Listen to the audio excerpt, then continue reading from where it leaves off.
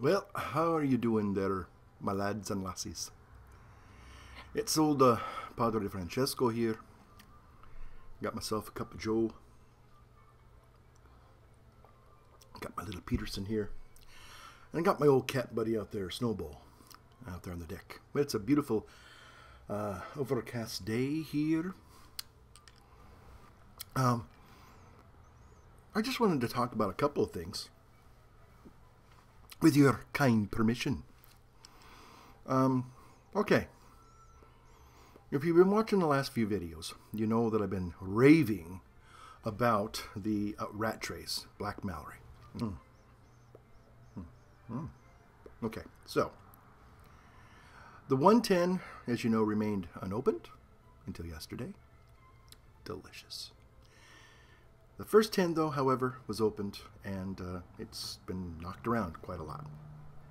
Well, after watching Sean at Wandering Recluse, went to old Target and got some of these canisters for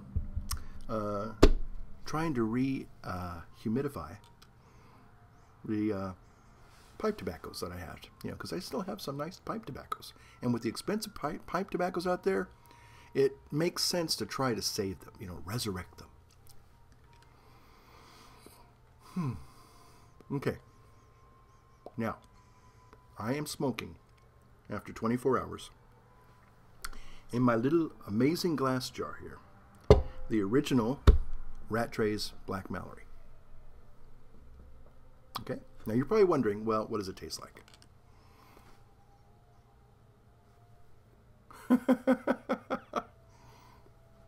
I'm not trying to do pipe tricks, although there's a video coming soon in the future about training your pipe. You might want to watch it. Okay, okay. I thought that this was going to be absolutely dreadful. I thought I was going to burn harsh, big tongue bite, no taste, and no flavor whatsoever, right?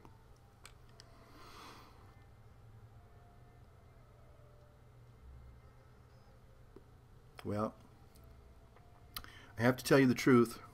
I cannot lie, lads and lassies. I am surprised. I am actually not only surprised, but I'm overjoyed with elation.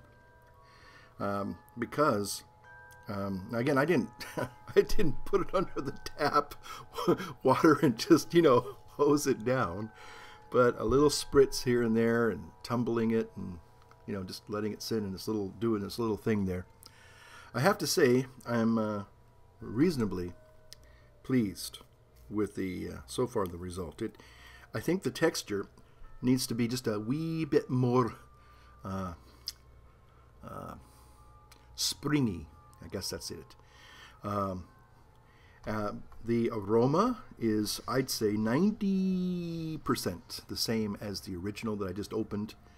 It's missing just a little bit of that sharp, if you will, pungent formaggio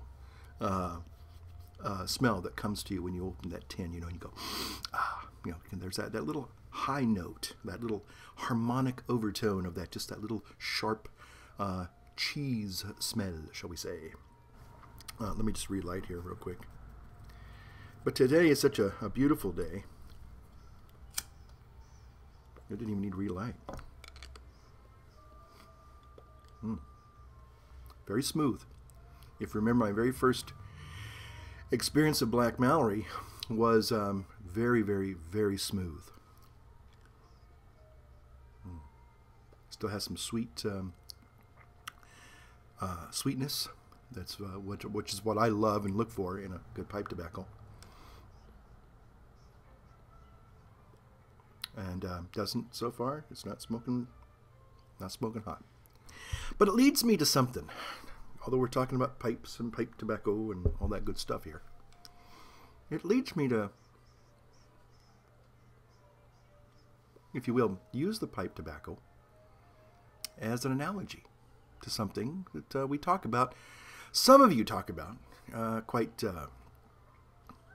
intelligently and sensitively. The difference between, say, religion and science. But I did want to say something. Today we celebrate, we as Christians, I guess, we celebrate the Feast of Pentecost, the coming of the Spirit. But here's the thing that I want to say is that, and I try to answer this question for myself first, because, you know, it's a very important question. People today are very angry, not only at, you know, the Catholic Church and all of its sins, but religion in general. You look at YouTube or, you know, Yahoo, you know, videos about religious topics, and usually they're just filled with a lot of hate, you know.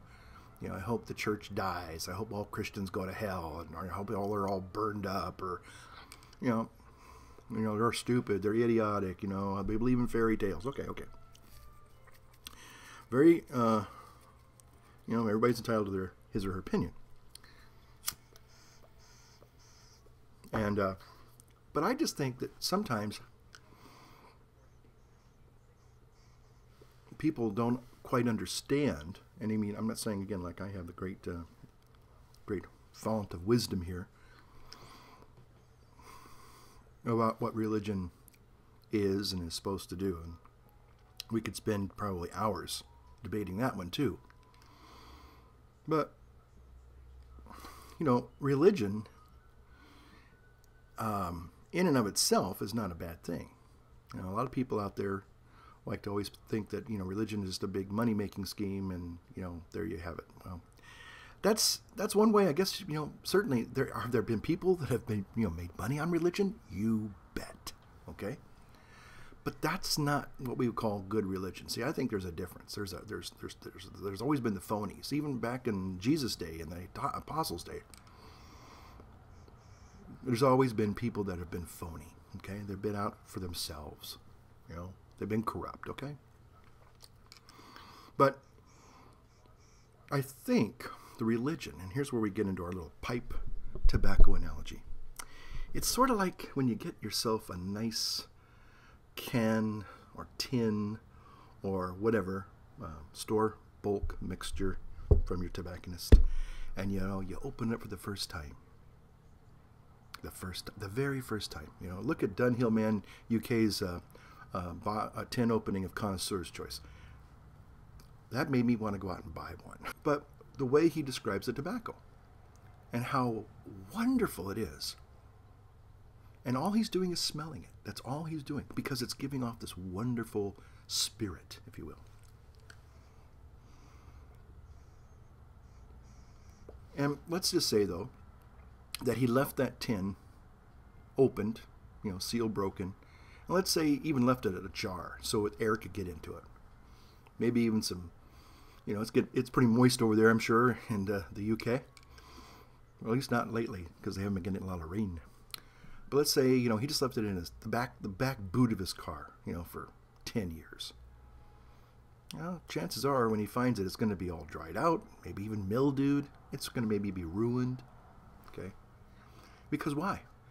The spirit, the essence that was once there has kind of evaporated. And so all you're left with is the dry leavings. And so that's why when we celebrate the coming of the Holy Spirit, it's that refreshing that it does. You know, it's like taking the old tin. It's still good, but stale and dried out. But you breathe new life into it. It's like a set of bagpipes. It's true. You know, you can't play a tune today on yesterday's wind. But that's why the Holy Spirit's always coming and refreshing the mixture. Stirring things up. Getting things lively again, you know? So that's the way I look at good religion. Unfortunately, a lot of people have never experienced. So you got to experience the good religion for yourself, you know? You can't just go about on hearsay what others say. How many of us do that with pipe tobaccos now? Oh, well, you know, this guy says this about this blend. You know, oh, that's great. I think it's wonderful. Well, you've never tried it for yourself. And I think that's what real religion, good religion does. It preserves the essence. And it does. That's what we believe, you know. And so people can come and for themselves go like this.